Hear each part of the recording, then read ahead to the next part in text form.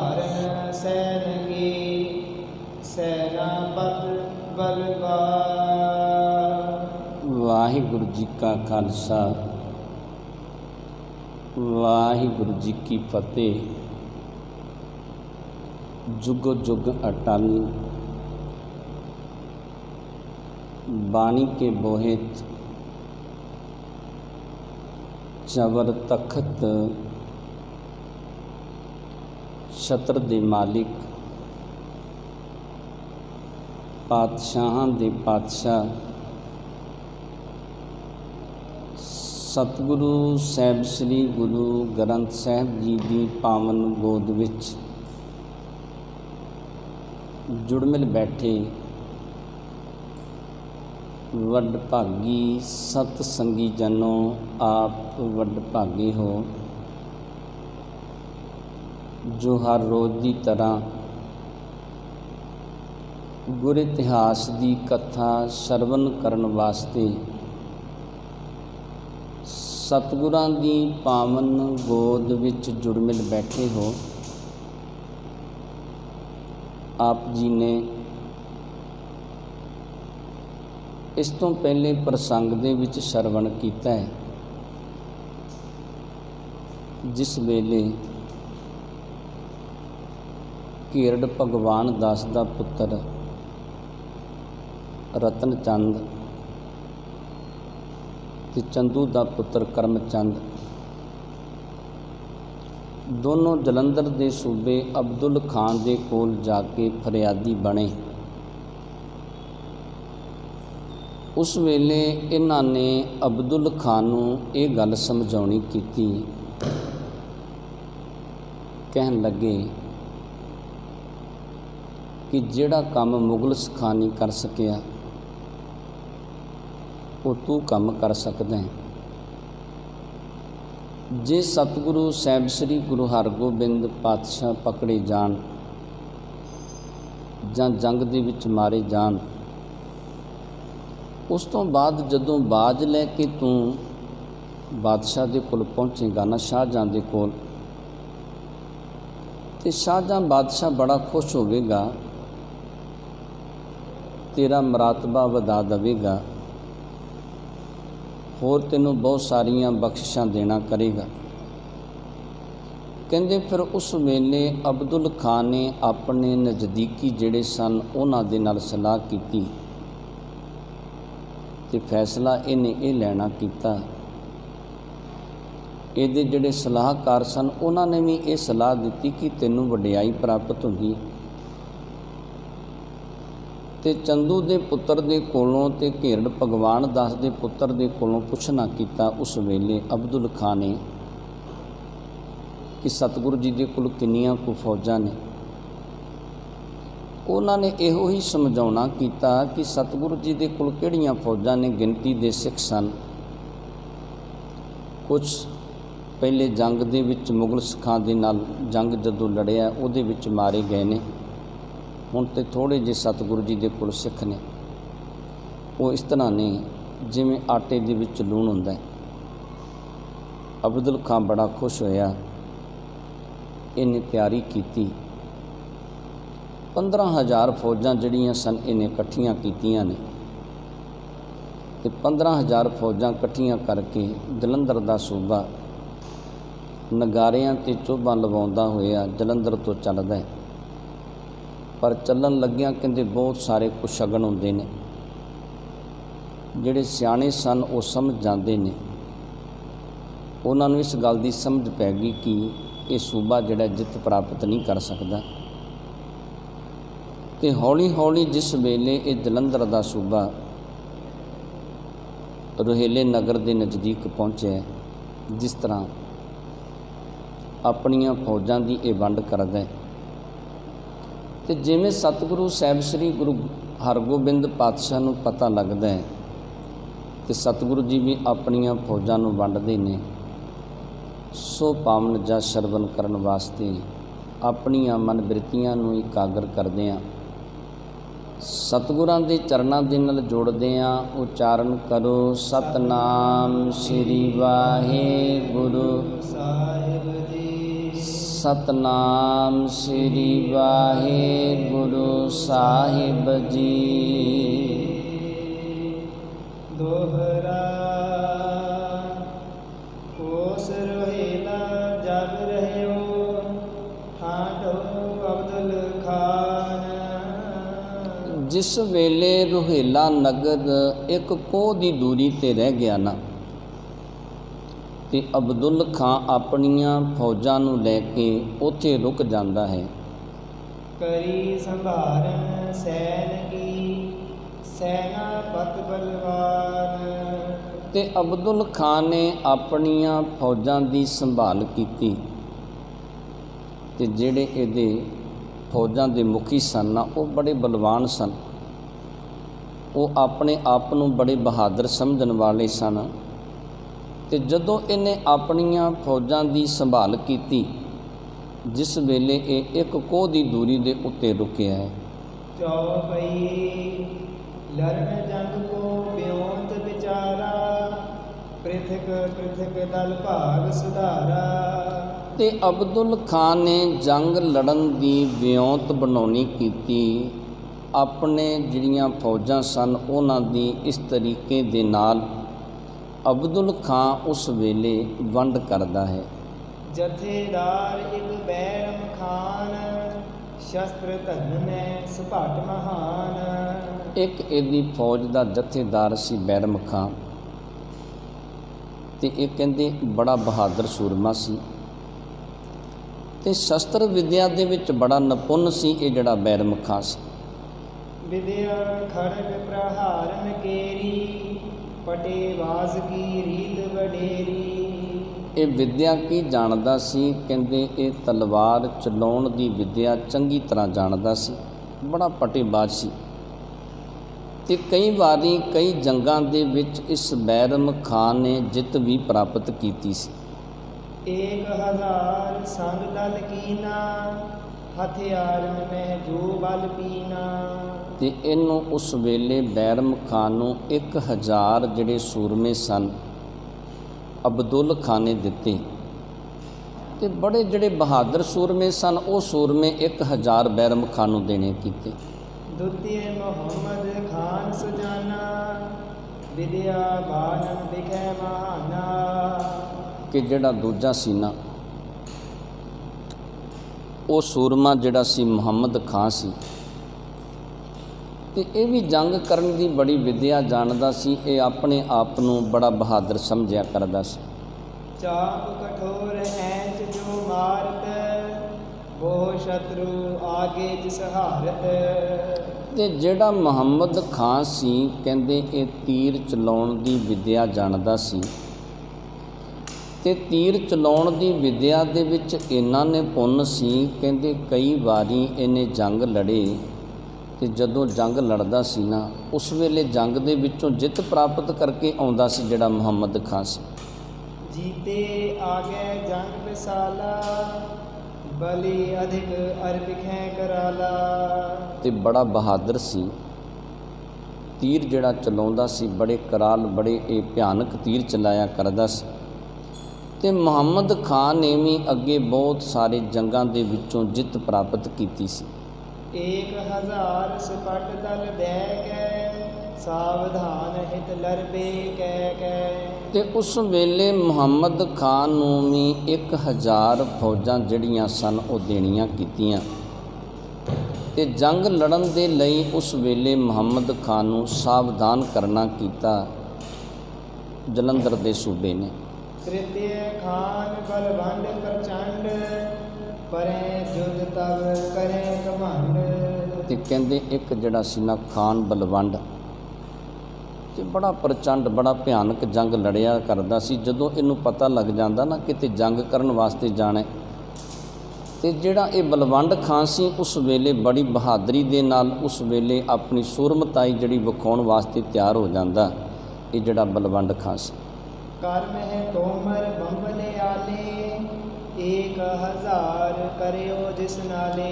ਇਹਨੇ ਆਪਣੇ ਹੱਥ ਦੇ ਵਿੱਚ ਬਰਛੀ ਪਕੜੀ ਸੀ। ਇਹ ਬਰਛੀ ਚਲਾਉਣ ਦੀ ਵਿਦਿਆ ਜਾਣਦਾ ਸੀ ਚੰਗੀ ਤਰ੍ਹਾਂ।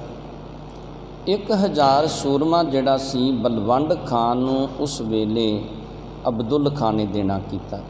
ਚੌਥੋ ਅਲੀ ਬਖਸ਼ ਬੜ ਵੀਰ, ਤੁਪਕ ਚਲਾਵੇ ਜੋ ਧਰ ਧੀਰ।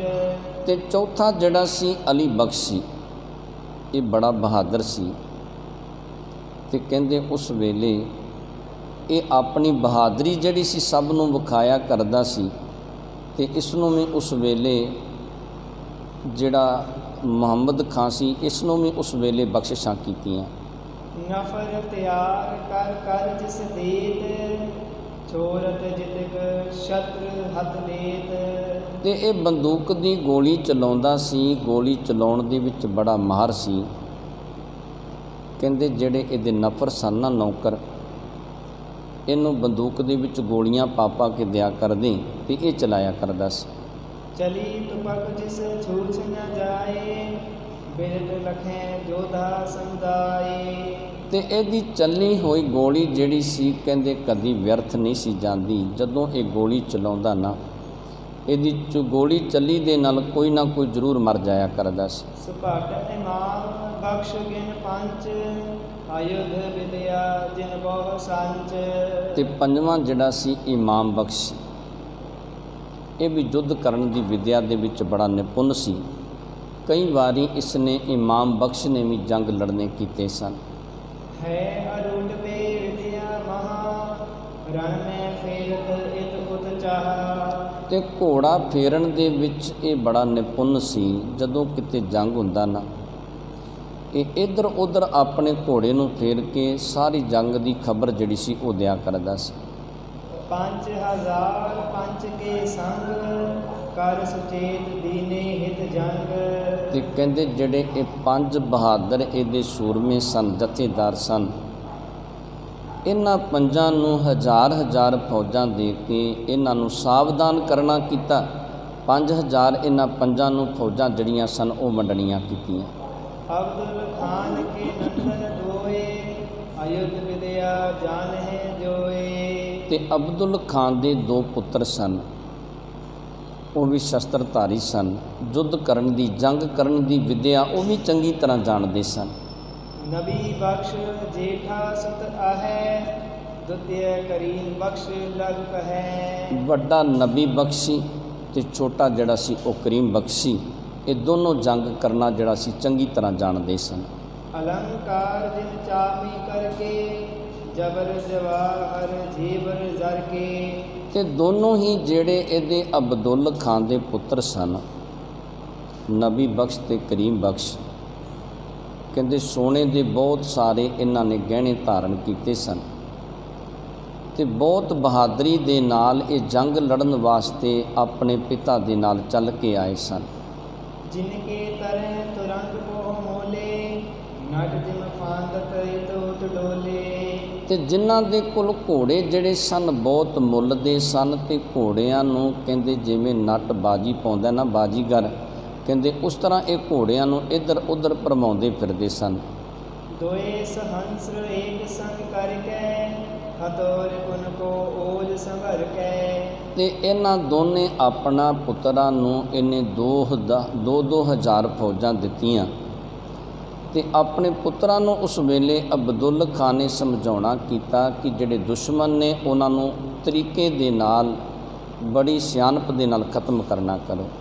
ਜੁਗਮ ਹਜ਼ਾਰ ਦੁਤੀਏ ਸੰਗ ਲੀਨੇ, ਸਾਵਧਾਨ ਹੋਇ ਕੈ ਰਿਸ ਭੀਨੇ।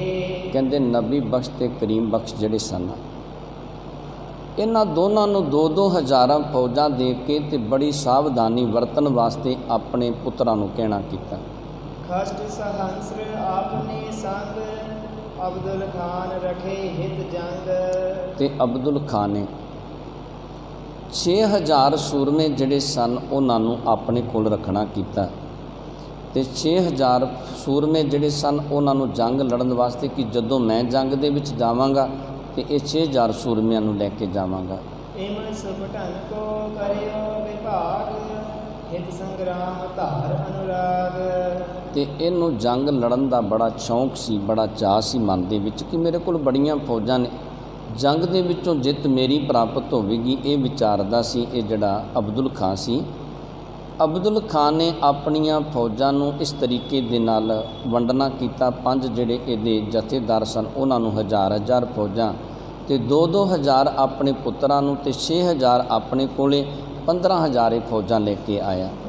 ਇਤ ਸਤਿਗੁਰ ਕੇ ਢਿਗ ਸੁਧ ਆਈ, ਕਿਆ ਬੈਠੇ ਸੋਜੀ ਨਹਿਕਾਈ। ਤੇ ਇੱਧਰ ਸਤਿਗੁਰੂ ਸਾਹਿਬ ਸ੍ਰੀ ਗੁਰੂ ਹਰਗੋਬਿੰਦ ਪਾਤਸ਼ਾਹ ਦੇ ਕੋਲ ਕਿਸੇ ਨੇ ਆ ਕੇ ਦੱਸਣਾ ਕੀਤਾ, ਜਿਹੜਾ ਸੂਹੀਆ ਸੀ ਉਹਨੇ ਆ ਕੇ ਸਤਿਗੁਰੂ ਜੀ ਦੇ ਚਰਨਾਂ ਦੇ ਵਿੱਚ ਬੇਨਤੀ ਕੀਤੀ, ਸਤਿਗੁਰੂ ਜੀ ਤੁਸੀਂ ਚੁੱਪ ਕਰਕੇ ਬੈਠੇ ਹੋ ਤੇ ਦੁਸ਼ਮਣ ਚੜ੍ਹ ਕੇ ਆਇਆ 15000 ਫੌਜਾਂ ਲੈ ਕੇ, ਉਹ ਤੁਹਾਡੇ ਨਜ਼ਦੀਕ ਪਹੁੰਚ ਗਿਆ ਤੇ ਤੁਸੀਂ ਚੁੱਪ ਕਰਕੇ ਬੈਠੇ ਹੋ।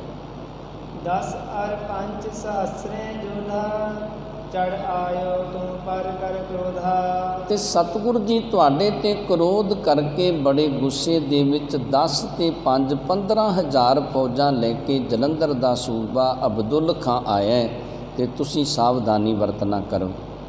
ਟੋਲ ਅਸ਼ਟ ਬਾਂਧੇ ਸਮੁਦਾਈ, ਚੜ ਆਏ ਅਬ ਪਰੇ ਲੜਾਈ। ਤੇ ਸਤਿਗੁਰੂ ਜੀ ਉਹਨਾਂ ਨੇ ਫੌਜਾਂ ਦੇ 8 ਟੋਲੇ ਬੰਨੇ ਨੇ ਤੇ ਹੁਣ ਉਹ ਲੜਾਈ ਸ਼ੁਰੂ ਕਰਨ ਵਾਲੇ ਨੇ। ਥੋੜ੍ਹੇ ਸਮੇਂ ਦੇ ਵਿੱਚ ਜੰਗ ਸ਼ੁਰੂ ਹੋ ਜਾਵੇਗੀ, ਲੜਾਈ ਸ਼ੁਰੂ ਹੋ ਜਾਵੇਗੀ ਤੇ ਤੁਸੀਂ ਸਤਿਗੁਰੂ ਜੀ ਚੁੱਪ ਕਰਕੇ ਬੈਠੇ ਹੋ, ਹੁਣ ਸਾਵਧਾਨੀ ਵਰਤਣਾ ਕਰੋ। ਹੋ ਜਹੋ ਤਿਆਰ ਸ਼ਸਤਰ ਸੰਭਾਰੋ, ਜੀਤ ਰੰਗਨ ਤੂਰਨ ਡਾਰੋ। ਤੇ ਸਤਿਗੁਰੂ ਜੀ ਦੇ ਚਰਨਾਂ ਦੇ ਵਿੱਚ ਬੇਨਤੀ ਕੀਤੀ ਕਿ ਸਤਿਗੁਰੂ ਜੀ ਤਿਆਰ ਹੋ ਜਾਵੋ, ਸ਼ਸਤਰ ਵਸਤਰ ਸਜਾਉਣਾ ਕਰੋ ਤੇ ਇਹਨਾਂ ਸੂਰਮਿਆਂ ਨੂੰ ਜਿਹੜੇ ਚੜ੍ਹ ਕੇ ਆਏ ਨੇ ਇਹਨਾਂ ਨੂੰ ਮਾਰਨ ਵਾਸਤੇ ਤਿਆਰੀ ਕਰਨਾ ਕਰੋ। ਸੁਨ ਸਤਿਗੁਰ ਤਬ ਬਾਤ ਉਚਾਰੇ, ਹਨ ਹੋ ਸ਼ੀਘ੍ਰ ਹੀ ਚੋਬ ਨਗਾਰੇ। ਸਤਿਗੁਰੂ ਸਾਹਿਬ ਸ੍ਰੀ ਗੁਰੂ ਹਰਗੋਬਿੰਦ ਪਾਤਸ਼ਾਹ ਨੇ ਉਸ ਵੇਲੇ ਬਚਨ ਕੀਤੇ, ਕਹਿਣ ਲੱਗੇ ਛੇਤੀ ਹੀ ਨਗਾਰੇ ਦੇ ਉੱਤੇ ਚੋਭ ਲਾਉਣੀ ਕਰੋ।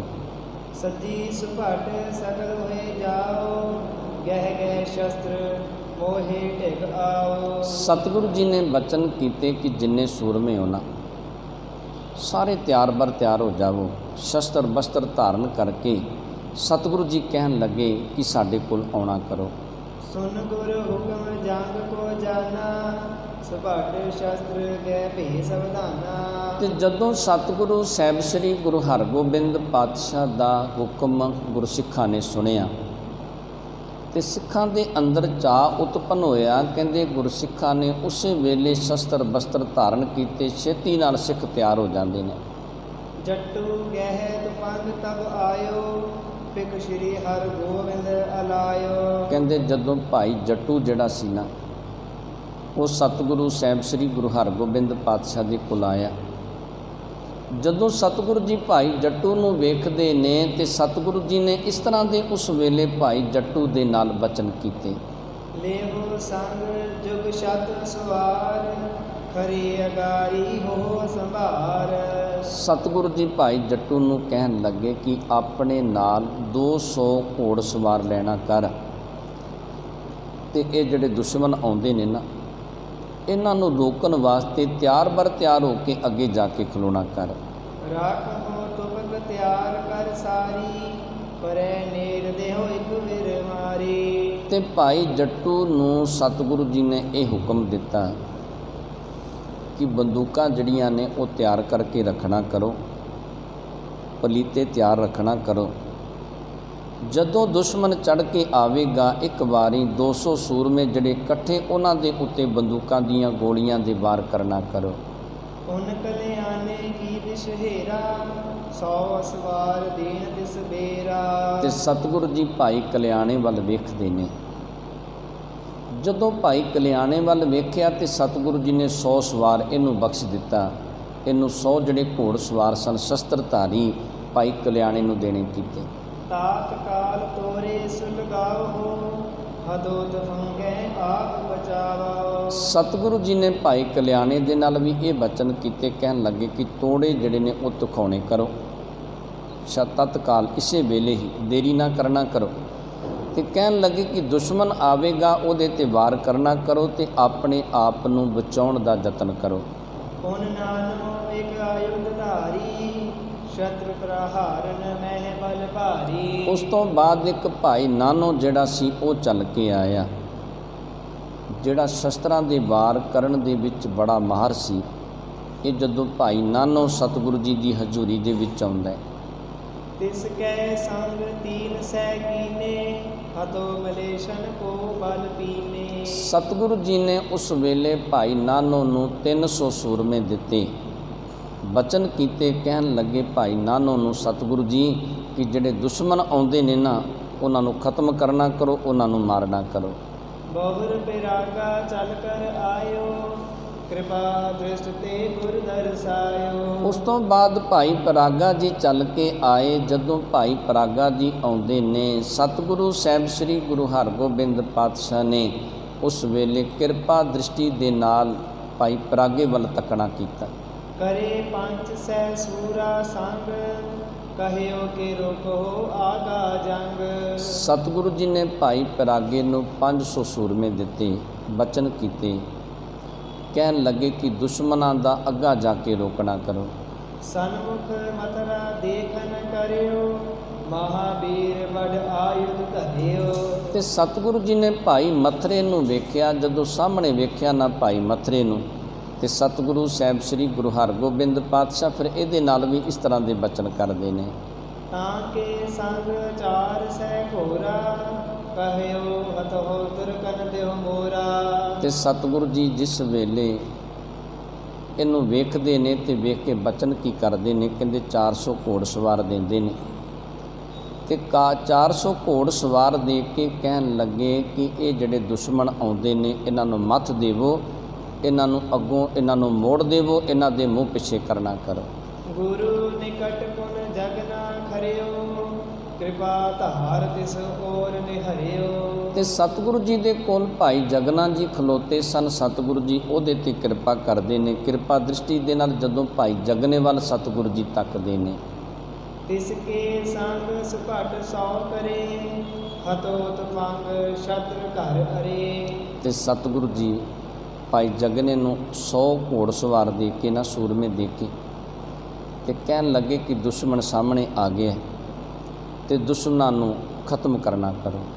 ਪਰਸਰਾਮ ਸ਼ਕਤੁ ਦੋਇ ਆਏ, ਤਰਕ ਸ਼ਤਨੁਕ ਸਰੀਰ ਸਜਾਏ। ਕਹਿੰਦੇ ਪਰਸਰਾਮ ਤੇ ਸ਼ਕਤੂ ਜਿਹੜੇ ਸਨ, ਇਹ ਦੋਨੋਂ ਚੱਲ ਕੇ ਆਏ। ਇਹਨਾਂ ਨੇ ਉਸ ਵੇਲੇ ਤੀਰਾਂ ਦੇ ਪੱਥੇ ਤੇ ਤੀਰ ਕਮਾਨ ਜਿਹੜੇ ਸਨ ਉਹ ਸਜਾਏ ਸਨ। ਇਸ ਤਰ੍ਹਾਂ ਸੱਜ ਕੇ ਜਦੋਂ ਸਤਿਗੁਰੂ ਜੀ ਦੀ ਹਜ਼ੂਰੀ ਦੇ ਵਿੱਚ ਆਏ, ਜਿਨਕੇ ਬਾਣ ਗਿਨੇ ਭਟ ਮਾਹੀ, ਹਤੈ ਸ਼ਤਰ ਸੋ ਬਾਜਤ ਨਾਹੀ। ਕਹਿੰਦੇ ਇਹਨਾਂ ਦੋਨਾਂ ਸੂਰਮਿਆਂ ਦੇ ਜਿਹੜੇ ਤੀਰ ਸਨ ਉਹ ਗਿਣੇ ਸਨ। ਸਭ ਇਹਨਾਂ ਦੇ ਤੀਰਾਂ ਦੀ ਪਹਿਚਾਣ ਕਰਦੇ ਸਨ ਕਿ ਜਦੋਂ ਇਹ ਦੋਨੋਂ ਸੂਰਮੇ ਤੀਰ ਚਲਾਉਂਦੇ ਨੇ, ਉਸ ਵੇਲੇ ਦੁਸ਼ਮਣ ਜਿਹੜਾ ਉਹ ਅੱਗੇ ਟਿਕ ਨਹੀਂ ਸਕਦਾ। ਇਹਨਾਂ ਦੇ ਤੀਰ ਕਦੀ ਖਾਲੀ ਨਹੀਂ ਜਾਂਦੇ, ਇਹ ਸਭ ਨੂੰ ਪਤਾ ਸੀ। ਪਰਸਰਾਮ ਸੰਗ ਦੋ ਸੈ ਦੀਨੋ, ਸ਼ਕਤੂ ਕੋ ਗੁਰ ਨਿਜ ਸੰਗ ਲੀਨੋ। ਤੇ ਭਾਈ ਸ਼ਕਤੂ ਨੂੰ ਸਤਿਗੁਰੂ ਜੀ ਨੇ ਆਪਣੇ ਨਾਲ ਰੱਖਿਆ ਤੇ ਪਰਸਰਾਮ ਨੂੰ ਸਤਿਗੁਰੂ ਜੀ ਨੇ 200 ਸੂਰਮੇ ਦੇ ਦਿੱਤੇ। ਮੋਲਕ ਜਾਤੀ ਮਲਕ ਅਨੰਦਾ, ਵਿਦਿਆ ਆਦਿਕ ਵੀਰ ਬਿਨੰਦਾ। ਕਹਿੰਦੇ ਉਸ ਵੇਲੇ ਭਾਈ ਬਿਧੀ ਚੰਦ ਤੇ ਮਲਕ ਜਾਤੀ, ਇਹ ਦੋਨੋਂ ਜਿਹੜੇ ਸਨ, ਇਹ ਸਤਿਗੁਰੂ ਜੀ ਦੀ ਹਜ਼ੂਰੀ ਦੇ ਵਿੱਚ ਜਦੋਂ ਆਉਂਦੇ ਨੇ, ਇਹ ਸਭ ਰਾਖੇ ਆਪਣੇ ਸੰਗ, ਕਰਵੇ ਹੇਤ ਰਿਪਨ ਸੋ ਜੰਗ। ਸਤਿਗੁਰੂ ਜੀ ਨੇ ਮਲਕ ਜਾਤੀ ਨੂੰ ਭਾਈ ਬਿਧੀ ਚੰਦ ਨੂੰ ਆਪਣੇ ਕੋਲ ਰੱਖਣਾ ਕੀਤਾ। ਸਤਿਗੁਰੂ ਸਾਹਿਬ ਸ੍ਰੀ ਗੁਰੂ ਹਰਗੋਬਿੰਦ ਪਾਤਸ਼ਾਹ ਇਹਨਾਂ ਦੀ ਸੂਰਮਤਾਈ ਨੂੰ ਸਮਝਦੇ ਸਨ, ਜਾਣਦੇ ਸਨ ਕਿ ਕਿੰਨੇ ਕੁ ਬਹਾਦਰ ਨੇ। ਇਹਨਾਂ ਨੂੰ ਸਤਿਗੁਰੂ ਜੀ ਨੇ ਆਪਣੇ ਕੋਲ ਰੱਖਣਾ ਕੀਤਾ। ਟੋਲ ਅਸ਼ਟ ਜਿਮ ਤੁਰਕ ਬਨਾਏ, ਸੁਨ ਕਰ ਆਪਣੇ ਤਥਾ ਚੜਾਏ। ਤੇ ਜਿਵੇਂ 8 ਟੋਲੇ ਇਹਨਾਂ ਤੁਰਕਾਂ ਨੇ ਬਣਾਏ ਸਨ। ਇਹਨਾਂ ਕੋਲ ਫੌਜਾਂ ਦੀ ਗਿਣਤੀ ਬਹੁਤ ਜ਼ਿਆਦਾ ਸੀ। 15,000 ਫੌਜਾਂ ਲੈ ਕੇ ਅਬਦੁੱਲ ਖਾਂ ਆਇਆ ਸੀ, ਪਰ ਸਤਿਗੁਰੂ ਜੀ ਦੇ ਕੋਲ ਗਿਣਤੀ ਦੇ ਸੂਰਮੇ ਸਨ। ਸਤਿਗੁਰੂ ਸਾਹਿਬ ਸ੍ਰੀ ਗੁਰੂ ਹਰਗੋਬਿੰਦ ਪਾਤਸ਼ਾਹ ਨੇ ਵੀ ਉਸ ਵੇਲੇ 8 ਟੋਲੇ ਆਪਣੀਆਂ ਫੌਜਾਂ ਦੇ ਬਣਾਉਣੇ ਕੀਤੇ। ਇਤ ਸਤਿਗੁਰ ਨਿਜ ਕੀਨਸ ਤਿਆਰੀ, ਜ਼ਾਫਤ ਤੁਰਕਨ ਦੇਨ ਅਗਾਰੀ। ਤੇ ਸਤਿਗੁਰੂ ਸਾਹਿਬ ਸ੍ਰੀ ਗੁਰੂ ਹਰਗੋਬਿੰਦ ਪਾਤਸ਼ਾਹ ਨੇ ਤੁਰਕਾਂ ਨੂੰ ਜਾਫਤ ਦੇਣ ਵਾਸਤੇ, ਇਹਨਾਂ ਨੂੰ ਆਓ ਭਗਤ ਕਰਨ ਵਾਸਤੇ ਸਤਿਗੁਰੂ ਸਾਹਿਬ ਸ੍ਰੀ ਗੁਰੂ ਹਰਗੋਬਿੰਦ ਪਾਤਸ਼ਾਹ ਨੇ ਪੂਰੀ ਤਿਆਰੀ ਕੀਤੀ ਹੈ। ਤਬ ਭੇਜਿਓ ਨਰ ਅਬਦੁਲ ਖਾਨ, गुरु पलाव हो तज कर थान। ਤੇ ਉਸ ਵੇਲੇ ਅਬਦੁਲ ਖਾਨ ਨੇ ਆਪਣਾ ਦੂਤ ਭੇਜਿਆ ਤੇ ਦੂਤ ਨੂੰ ਇਹ ਗੱਲ ਸਮਝਾਉਣੀ ਕੀਤੀ ਕਿ ਸਤਿਗੁਰੂ ਜੀ ਨੂੰ ਜਾ ਕੇ ਕਹੋ ਕਿ ਇਹ ਜਿਹੜਾ ਥਾਂ ਹੈ ਇਹ ਛੱਡ ਕੇ ਸਤਿਗੁਰੂ ਜੀ ਕਿਤੇ ਹੋਰ ਚਲੇ ਜਾਣ। सब अपराध मिटे चल जाओ, भलो न नित उत्पात उठाओ। ਤੇ ਜੇ ਤੁਸੀਂ ਜਿੱਥੇ ਡੇਰਾ ਕੀਤਾ ਹੈ ਘੇਰੜ ਭਗਵਾਨ ਦਾਸ ਦੀ ਜ਼ਮੀਨ ਦੇ ਉੱਤੇ ਇਹ ਛੱਡ ਕੇ ਚਲੇ ਜਾਓਗੇ ਤੇ ਸਾਰੇ ਤੁਹਾਡੇ ਅਪਰਾਧ ਅਸੀਂ ਮਾਫ ਕਰ ਦੇਵਾਂਗੇ ਤੇ ਤੁਸੀਂ ਉਤਪਾਤ ਝਗੜੇ ਜਿਹੜੇ ਨੇ ਨਿਤ ਨਵੇਂ ਨਾ ਕਰਨਾ ਕਰੋ। ਇਹ ਗੱਲ ਅਬਦੁਲ ਖਾਨ ਨੇ ਆਪਣੇ ਦੂਤ ਨੂੰ ਕਹਿ ਕੇ ਭੇਜਣੀ ਕੀਤੀ। आयो दूत गुरु के तीर, देखत भयो त्यार भट भीर। ਤੇ ਦੂਤ ਜਿਹੜਾ ਸੀ ਸਤਿਗੁਰੂ ਸਾਹਿਬ ਸ੍ਰੀ ਗੁਰੂ ਹਰਗੋਬਿੰਦ ਪਾਤਸ਼ਾਹ ਦੇ ਕੋਲ ਆਇਆ ਤੇ ਜਦੋਂ ਸਤਿਗੁਰੂ ਸਾਹਿਬ ਸ੍ਰੀ ਗੁਰੂ ਹਰਗੋਬਿੰਦ ਪਾਤਸ਼ਾਹ ਦੇ ਕੋਲ ਆਇਆ ਤੇ ਸਤਿਗੁਰੂ ਜੀ ਦੇ ਕੋਲ ਬੜੇ ਬਹਾਦਰ ਜਿਹੜੇ ਸੂਰਮੇ ਸਨ ਉਹ ਖਲੋਤੇ ਸਨ। ਜਦੋਂ ਇਹਨੇ ਸਾਰੀ ਭੀੜ ਗੁਰਸਿੱਖਾਂ ਦੀ ਸਤਿਗੁਰੂ ਜੀ ਦੇ ਕੋਲ ਵੇਖਣੀ ਕੀਤੀ, खरे होए कर बंधन हीन, अब्दुल खान संदेशा दीन। ਤੇ ਦੂਤ ਨੇ ਖੜੇ ਹੋ ਕੇ ਸਤਿਗੁਰੂ ਜੀ ਦੇ ਚਰਨਾਂ ਤੇ ਨਮਸਕਾਰ ਕੀਤੀ ਤੇ ਅਬਦੁਲ ਖਾਨ ਦਾ ਜਿਹੜਾ ਸੰਦੇਸ਼ਾ ਸੀ, ਸੁਨੇਹਾ ਸੀ, ਉਹ ਸਤਿਗੁਰੂ ਜੀ ਨੂੰ ਇਸ ਤਰ੍ਹਾਂ ਸੁਣਾਉਣਾ ਕੀਤਾ। नाहक तुम घेरड़ कुमारा, ओम छीन कर कोट सारा। ਤੇ ਉਸ ਵੇਲੇ ਇਹ ਦੂਤ ਕਹਿਣ ਲੱਗਿਆ ਕਿ ਸਤਿਗੁਰੂ ਜੀ ਅਬਦੁਲ ਖਾਨ ਨੇ ਮੈਨੂੰ ਇਹ ਗੱਲ ਕਹਿ ਕੇ ਭੇਜਣਾ ਕੀਤਾ ਹੈ ਕਿ ਬਿਨਾਂ ਕਿਸੇ ਗੱਲ ਤੋਂ ਤੁਸੀਂ ਘੇਰੜ ਭਗਵਾਨ ਦਾਸ ਨੂੰ ਮਾਰ ਦਿੱਤਾ ਹੈ ਤੇ ਜ਼ਬਰਦਸਤੀ ਉਹਦੀ ਜ਼ਮੀਨ ਦੇ ਵਿੱਚ ਤੁਸੀਂ ਆਪਣਾ ਡੇਰਾ ਕਰਨਾ ਕੀਤਾ ਹੈ। कह सो बूझ कीन एह काज, दीनस प्रथम शाह को बाज। ਤੇ ਪਹਿਲੋਂ ਬਾਦਸ਼ਾਹ ਸ਼ਾਹਜਹਾਂ ਦਾ ਬਾਜ ਜਿਹੜਾ ਹੈ ਉਹ ਖੋਣਾ ਕੀਤਾ ਹੈ ਤੇ ਹੁਣ ਇਹ ਕਿਹਦੇ ਤੋਂ ਪੁੱਛ ਕੇ ਕੀਤਾ ਹੈ, ਕਿਹਦੇ ਤੋਂ ਪੁੱਛ ਕੇ ਇੱਥੇ ਡੇਰਾ ਕੀਤਾ ਤੇ ਕਿਹਦੇ ਤੋਂ ਪੁੱਛ ਕੇ ਘੇਰੜ ਭਗਵਾਨ ਦਾਸ ਨੂੰ ਮਾਰਨਾ ਕੀਤਾ। गादी फकरन के तुहारी, क्यों राजन समरीति धारी। ਤੇ ਫਿਰ ਉਸ ਵੇਲੇ ਦੂਤ ਇਹ ਗੱਲ ਕਹਿਣ ਲੱਗਿਆ ਕਿ ਸਤਿਗੁਰੂ ਜੀ ਅਬਦੁਲ ਖਾਨ ਨੇ ਇਹ ਸੁਨੇਹਾ ਭੇਜਿਆ ਹੈ ਕਿ ਗੱਦੀ ਜਿਹੜੀ ਹੈ ਫਕੀਰਾਂ ਦੀ ਗੱਦੀ ਹੈ ਤੇ ਤੁਸੀਂ ਰਾਜਿਆਂ ਵਾਲੀ ਰੀਤ ਅਪਣਾਉਣੀ ਕੀਤੀ ਹੈ। ਰਾਜਿਆਂ ਮਹਾਰਾਜਿਆਂ ਵਾਂਗੂ ਆਪਣਾ ਜਿਹੜਾ ਜੀਵਨ ਉਹ ਬਣਾ ਲਿਆ ਹੈ। ਇੱਥੇ ਫਕੀਰਾਂ ਦੀ ਗੱਦੀ ਸੀ, ਫਕੀਰਾਂ ਵਾਂਗੂ ਜੀਵਨ ਜਿਹੜਾ ਆਪਣਾ ਬਤੀਤ ਕਰਨਾ ਕਰੋ। त्रास न धरो किसी को मन में, सन्मुख होत शाह सो रन में। ਤੇ ਕਹਿਣ ਲੱਗੇ ਕਿ ਕਿਸੇ ਤਰ੍ਹਾਂ ਦਾ ਡਰ ਤੁਸੀਂ ਆਪਣੇ ਮਨ ਦੇ ਵਿੱਚ ਨਹੀਂ ਧਾਰਨ ਕਰਦੇ। ਜੇ ਬਾਦਸ਼ਾਹ ਦੀਆਂ ਫੌਜਾਂ ਚੱਲ ਕੇ ਆਉਂਦੀਆਂ ਨੇ ਤੇ ਉਹਨਾਂ ਦੇ ਨਾਲ ਵੀ ਤੁਸੀਂ ਟੱਕਰ ਲੈਣੀ ਕੀਤੀ, ਉਹਨਾਂ ਦੇ ਨਾਲ ਵੀ ਤੁਸੀਂ ਜੰਗ ਕਰਨਾ ਕੀਤਾ। छिमे सकल अपराध तुम्हारे, तजहो ग्राम को जाहो पधारे। ਦੂਤ ਕਹਿਣ ਲੱਗਿਆ ਕਿ ਅਬਦੁਲ ਖਾਂ ਇਹ ਗੱਲ ਆਖਦਾ ਹੈ ਕਿ ਤੁਹਾਡੇ ਸਾਰੇ ਅਪਰਾਧ ਅਸੀਂ ਮਾਫ ਕਰ ਦਿੱਤੇ, ਪਰ ਇਹ ਜਿਹੜਾ ਘੇਰੜ ਭਗਵਾਨ ਦਾਸ ਦਾ ਨਗਰ ਹੈ ਨਾ, ਇਹ ਛੱਡ ਕੇ ਕਿਤੇ ਹੋਰ ਚਲੇ ਜਾਵੋ। नाहि त मैं आयो हो दल जोर, सुन अपराध आप की ओर। ਤੇ ਫਿਰ ਕਹਿਣ ਲੱਗਿਆ ਕਿ ਨਹੀਂ ਤੇ ਮੈਂ ਤੁਹਾਡੇ ਅਪਰਾਧ, ਤੁਹਾਡੀਆਂ ਇਹ ਜਿਹੜੀਆਂ ਗੱਲਾਂ ਨੇ ਸੁਣ ਕੇ ਬਹੁਤ ਸਾਰੀਆਂ ਫੌਜਾਂ ਲੈ ਕੇ ਤੁਹਾਡੇ ਨਜ਼ਦੀਕ ਪਹੁੰਚ ਗਿਆ। पलटा पूरब को सब ले हो, छीन बाज हजरत को दे हो। ਤੇ ਅਬਦੁਲ ਖਾਨ ਨੇ ਆਪਣੇ ਦੂਤ ਦੇ ਹੱਥ ਸੁਨੇਹਾ ਭੇਜਣਾ ਕੀਤਾ ਕਿ ਤੁਹਾਡੇ ਕੋਲੋਂ ਪਹਿਲੀਆਂ ਗੱਲਾਂ ਦਾ ਮੈਂ ਬਦਲਾ ਲੈਣਾ ਕਰਾਂਗਾ ਤੇ ਬਾਦਸ਼ਾਹ ਸ਼ਾਹਜਹਾਂ ਦਾ ਬਾਜ ਜਿਹੜਾ ਉਹ ਤੁਹਾਡੇ ਕੋਲੋਂ ਖੋਹ ਕੇ ਤੇ ਬਾਦਸ਼ਾਹ ਨੂੰ ਜਾ ਕੇ ਦੇਣਾ ਕਰਾਂਗਾ। तुमको गह ले चल हो जीवत, कौन बटाई मैं तीर्थीवत। ਤੇ ਤੁਹਾਨੂੰ ਜਿਉਂਦਿਆਂ ਨੂੰ ਪਕੜ ਕੇ ਲੈ ਜਾਵਾਂਗਾ। ਮੇਰੇ ਕੋਲ ਇੰਨੀ ਤਾਕਤ ਤੇ ਮੈਂ ਇੰਨੀ ਤਾਕਤ ਦੀ ਸਮਰੱਥਾ ਰੱਖਦਾ ਕਿ ਤੁਹਾਨੂੰ ਜਿਉਂਦਿਆਂ ਨੂੰ ਪਕੜ ਕੇ ਲੈ ਜਾਵਾਂਗਾ। ਤੁਸੀਂ ਕਿਹਦੇ ਆਸਰੇ ਦੇ ਨਾਲ ਇਸ ਤਰ੍ਹਾਂ ਹੰਕਾਰ ਦੇ ਵਿੱਚ ਫਿਰਦੇ ਹੋ। 10 और 5 हजार सुजोधा, आवत उमड़ियो दल कर क्रोधा। ਤੇ ਦੂਤ ਦੱਸਦਾ ਹੈ ਸਤਿਗੁਰੂ ਜੀ ਨੂੰ ਕਿ 15,000 ਫੌਜਾਂ ਜਿਹੜੀਆਂ ਨੇ ਬੜੇ ਕ੍ਰੋਧ ਦੇ ਵਿੱਚ ਬੜੀ ਸੂਰਮਤਾਈ ਦੇ ਨਾਲ ਜੰਗ ਲੜਨ ਵਾਸਤੇ ਤੁਹਾਨੂੰ ਪਕੜਨ ਵਾਸਤੇ ਆਈਆਂ ਨੇ। मारे जाओ किलों कह ले है पुन उपाओ छूटन नह पै है। ਤੇ ਜਾਂ ਪਕੜੇ ਜਾਵੋਗੇ ਜਾਂ ਮਾਰੇ ਜਾਵੋਗੇ।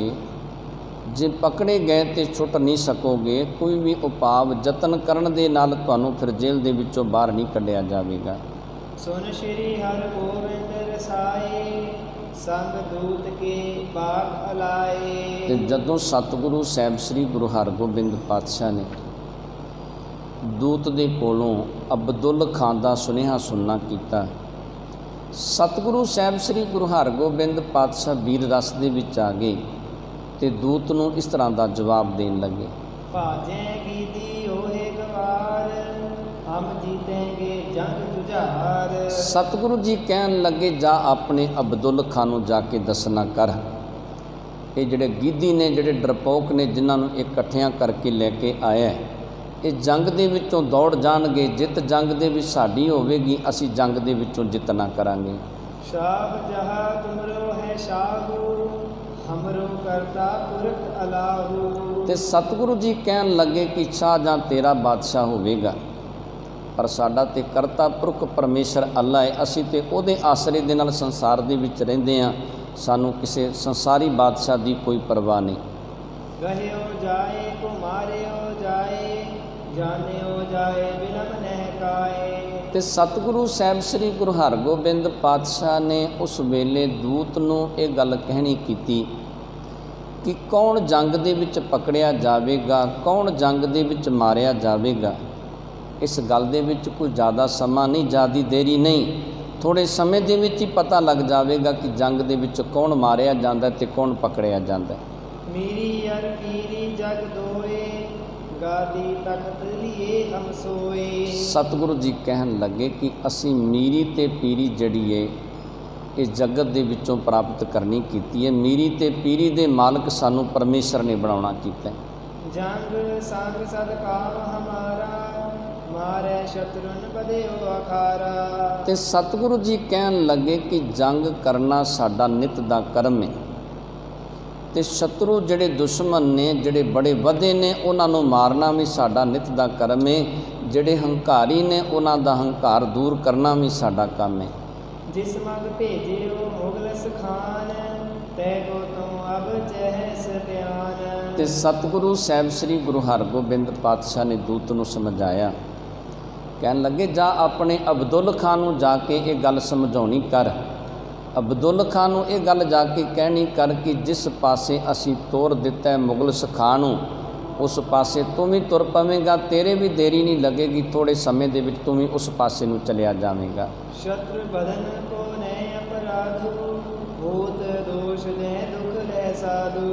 ਤੇ ਕਹਿਣ ਲੱਗੇ ਕਿ ਜਿਹੜਾ ਦੁਸ਼ਮਣ ਹੈ ਨਾ, ਜਿਹੜਾ ਦੋਸ਼ੀ ਹੈ, ਕਹਿੰਦੇ ਉਹਨੂੰ ਸਜ਼ਾ ਜ਼ਰੂਰ ਪ੍ਰਾਪਤ ਹੋਇਆ ਕਰਦੀ ਹੈ, ਦੋਸ਼ੀ ਨੂੰ ਸਜ਼ਾ ਜ਼ਰੂਰ ਮਿਲਣੀ ਚਾਹੀਦੀ ਹੈ। तुमरे हतन हेत उत्पात होत आप ही ने मिट जात। ਤੇ ਸਤਿਗੁਰੂ ਜੀ ਕਹਿਣ ਲੱਗੇ ਕਿ ਤੈਨੂੰ ਮਾਰਨ ਵਾਸਤੇ ਇਹ ਸਾਰਾ ਉਤਪਾਤ ਹੋਇਆ, ਇਹ ਝਗੜਾ ਹੋਇਆ ਤੇ ਹੁਣ ਤੂੰ ਸਮਝ ਕਿ ਤੇਰੀ ਵੀ ਮੌਤ ਸਾਨੂੰ ਲੱਗਦਾ ਕਿ ਨੇੜੇ ਪਹੁੰਚ ਗਈ ਹੈ। वो घेरड़ को हम समझावा प्रेरियो काल नहीं मन ल्यावा। ਤੇ ਸਤਿਗੁਰੂ ਸਾਹਿਬ ਸ੍ਰੀ ਗੁਰੂ ਹਰਗੋਬਿੰਦ ਪਾਤਸ਼ਾਹ ਉਸ ਵੇਲੇ ਦੂਤ ਨੂੰ ਕਹਿਣ ਲੱਗੇ ਕਿ ਘੇਰੜ ਭਗਵਾਨ ਦਾਸ ਨੂੰ ਅਸੀਂ ਬੜਾ ਸਮਝਾਇਆ, ਪਰ ਉਹ ਕਾਲ ਦਾ ਪ੍ਰੇਰਿਆ ਸਾਡੇ ਤੋਂ ਦੂਰ ਨਹੀਂ ਗਿਆ, ਮੁੜ ਮੁੜ ਕੇ ਸਾਡੇ ਕੋਲ ਆਉਂਦਾ ਰਿਹਾ, ਜਿਸ ਕਰਕੇ ਉਹ ਮਾਰਿਆ ਗਿਆ, ਜਿਸ ਕਰਕੇ ਉਹਦੀ ਮੌਤ ਹੋ ਗਈ। हमने कौन दुर्ग अब पायो 4 दिवस विश्राम बनायो। ਸਤਿਗੁਰੂ ਜੀ ਕਹਿਣ ਲੱਗੇ ਕਿ ਅਸੀਂ ਕਿਹੜਾ ਇੱਥੇ ਕਿਲਾ ਬਣਾਇਆ, ਅਸੀਂ ਤੇ 4 ਦਿਨ ਇੱਥੇ ਬਤੀਤ ਕਰਨੇ ਨੇ, 4 ਦਿਨ ਅਸੀਂ ਆਰਾਮ ਕਰਨ ਵਾਸਤੇ ਇਸ ਸਥਾਨ ਤੇ ਚੱਲ ਕੇ ਆਏ ਹਾਂ। चढ़ कर आए सियान न करी तौ छिवा हम तुम पर धरी। ਤੇ ਸਤਿਗੁਰੂ ਜੀ ਕਹਿਣ ਲੱਗੇ ਕਿ ਜਾ ਅਬਦੁੱਲ ਖਾਨ ਨੂੰ ਜਾ ਕੇ ਕਹਿਣਾ ਕਰ, ਜੇ ਤੂੰ ਚੜ੍ਹ ਕੇ ਆਇਆ ਨਾ ਤੇ ਸਿਆਣਪ ਨਹੀਂ ਕੀਤੀ, ਤੂੰ ਚੰਗਾ ਨਹੀਂ ਕੀਤਾ, ਅਜੇ ਵੀ ਤੈਨੂੰ ਅਸੀਂ ਖਿਮਾ ਕਰਦੇ ਹਾਂ, ਅਜੇ ਵੀ ਤੈਨੂੰ ਅਸੀਂ ਮਾਫ ਕਰਨਾ ਕਰਦੇ ਹਾਂ।